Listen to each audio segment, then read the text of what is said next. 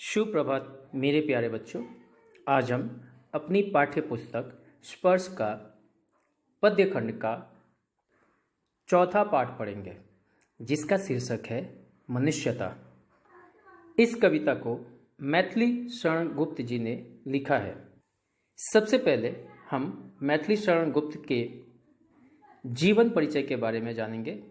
तत्पश्चात पाठ प्रवेश और अंत में कविता को एक एक कर पढ़ेंगे और उसका सरल शब्दों में अनुवाद करेंगे। तो देरी न करते हुए हम पाठ की ओर बढ़ते हैं। मैथिली शरण गुप्त 1886 में झांसी के करीब चिरगांव में जन्मे मैथिली शरण गुप्त अपने जीवन काल में ही राष्ट्रकवि के रूप में विख्यात हुए। इनकी शिक्षा दीक्षा घर पर ही हुई।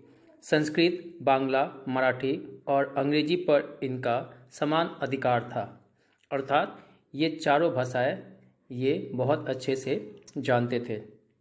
गुप्त जी राम भक्त कवि थे, अर्थात वह श्री राम की पूजा करते थे और उनसे जुड़ी हुई कविताएं भी लिखते थे।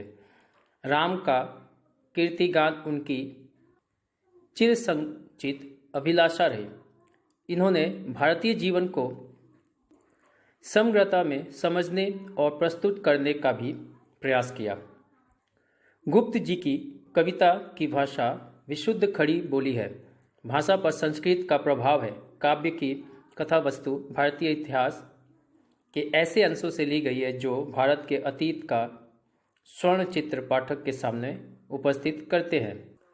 गुप्त जी की प्रमुख कृतियां है साकेत, यशोधरा, जयद्रथ वध। गुप्त जी के पिता सेठ रामचरण दास भी कवि थे और इनके छोटे भाई सियारामचरण शुक्ल भी प्रसिद्ध कवि हुए। पाठ प्रवेश। प्रकृति के अन्य प्राणियों की तुलना में मनुष्य में चेतना शक्ति की प्रबलता होती ही है। वह अपने ही नहीं औरों के हिताहित का भी ख्याल रखने में, औरों के लिए भी कुछ कर सकने में समर्थ होता है। अर्थात इस धरती पर जितने भी जीव जंतु हैं उन सब से मनुष्य श्रेष्ठ है, क्योंकि वह केवल अपना ही नहीं बल्कि दूसरों का भी ख्याल रखने में समर्थ है, अर्थात सक्षम है, काबिल है। पशु चरागाह में जाते हैं, अपने अपने हिस्से का चर आते हैं, परंतु मनुष्य ऐसा नहीं करता। वह जो कमाता है, जो भी कुछ उत्पादित करता है, वह औरों के लिए भी करता है, औरों के सहयोग से करता है। अर्थात जो जानवर है वह जंगल में जाकर अपने अपने हिस्से का चर लेते हैं, अर्थात घास फूस खा लेते हैं। लेकिन जो मनुष्य है वह कमाता है तो सिर्फ अपने लिए नहीं बल्कि अपने पूरे परिवार के लिए, दूसरों के लिए कमाता है और दूसरे के सहयोग से, योगदान से कमाता है। प्रस्तुत पाठ का कवि अपनों के लिए जीने मरने वालों को मनुष्य तो मानता है, लेकिन यह मानने को तैयार नहीं कि ऐसे मनुष्यों को मनुष्यता के पूरे पूरे लक्षण भी है। वह तो उन मनुष्यों को ही महान मानेगा जिसमें अपने और अपनों के हित चिंतन से कहीं अपने और सर्वोपरि दूसरों का हित चिंतन हो। उसमें वे गुण हो जिसके कारण कोई मनुष्य इस मृत्युलोक से गमन कर जाने के बावजूद युगों तक औरों की यादों में भी बना रह पाता है। उसकी मृत्यु भी सुमृत्यु हो जाती है।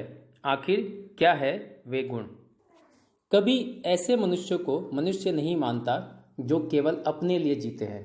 कभी ऐसे मनुष्यों को मनुष्य मानता है जो न सिर्फ अपने लिए बल्कि दूसरों की भलाई के लिए अपने प्राण तक न्यौछावर कर देते हैं, उसकी कुर्बानी दे देते हैं।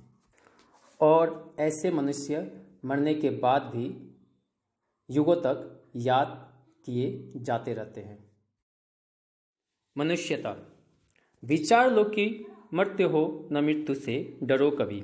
मरो परंतु यो मरो कि याद जो करे सभी। हुई न यूं सुमृत्यु तो वृथा मरे वृथा जिए। मरा नहीं वही कि जो जिया न आपके लिए। वही पशु प्रवृत्ति है कि आप ही चढ़े। वही मनुष्य है कि जो मनुष्य के लिए मरे। यहाँ मर्त्य का अर्थ है जिसका मरना तय है। शुभ मृत्यु का अर्थ है अच्छी मृत्यु अर्थात गौरवशाली मृत्यु। वृथा का अर्थ है व्यर्थ या बेकार। पशु प्रवृत्ति का अर्थ है पशुओं जैसा स्वभाव या आचरण। चरे का अर्थ है खाए पिए अर्थात भोग करना, सुख भोगना। प्रस्तुत काव्यांश के माध्यम से कवि हमसे यही कहना चाहता है कि हे मनुष्य, तुम याद रखो कि तुम मरणशील हो अर्थात एक ना एक दिन तुम्हारी मृत्यु होनी है, इसलिए मौत से मत डरो। तुम ऐसी मौत मरो कि जिसे सब लोग तुम्हारे मरने के बाद याद रखें। कोई ऐसा महान और गौरवशाली काम करते करते मरो कि लोग तुम्हारी मृत्यु को सुमृत्यु कहें, और अगर ऐसी मृत्यु प्राप्त नहीं कर सकते तो तुम्हारा मरना व्यर्थ है। बिना कोई विशेष काम किए जीना भी व्यर्थ ही जीना कहलाता है। कवि आगे ये भी कहता है कि जो मनुष्य स्वयं अपने लिए ही नहीं जीता बल्कि समाज के लिए भी जीता है वह कभी मरता ही नहीं। ऐसा मनुष्य अमर हो जाता है। स्वयं अपने लिए खाना कमाना और जीना तो पशुओं का स्वभाव है। सच्चा मनुष्य वही है जो संपूर्ण मनुष्यता के लिए जीता और मरता है। उसी उदार की कथा सरस्वती बखानती, उसी उदार से धरा कृतार्थ भाव मानती, उसी उदार की सदा सजीव कीर्ति कूजती, तथा उसी उदार को समस्त सृष्टि पूजती।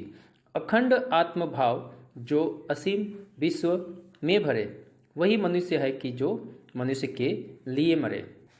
यहाँ उदार का अर्थ है खुले हृदय वाला अर्थात महान या विशाल हृदय वाला। बखानती का अर्थ है वर्णन करना। धरा का अर्थ है पृथ्वी। कृतार्थ भाव का अर्थ है धन्य होने का भाव या सौभाग्यशाली। सजीव का अर्थ है जीवित। कीर्ति का अर्थ है यश प्राप्ति। कूजती का अर्थ है गूंजती। समस्त का अर्थ है सारी। सृष्टि का अर्थ है संसार। पूजिती का अर्थ है सम्मान करती। अखंड आत्मभाव का अर्थ है सबके साथ एकता और आत्मीयता का भाव अर्थात मिलजुल कर रहना। असीम का अर्थ है विशाल या अनंत। इस काव्यांश में मैथिली शरण गुप्त कहते हैं सरस्वती उसी उदार मनुष्य का गुणगान करती है जो इस अनंत सागर के साथ अखंड आत्मीयता रखता है। जो व्यक्ति पूरे संसार को, पूरे विश्व को एक अखंड आत्मीयता के साथ रखता है, ऐसे व्यक्ति का सरस्वती गुणगान करती है और ऐसे ही व्यक्ति को अपने ऊपर जन्म पाकर जो धरती है अपने आप को धन्य मानती है, जो पूरे संसार में अपनत्व का प्रचार या प्रसार करता रहता है।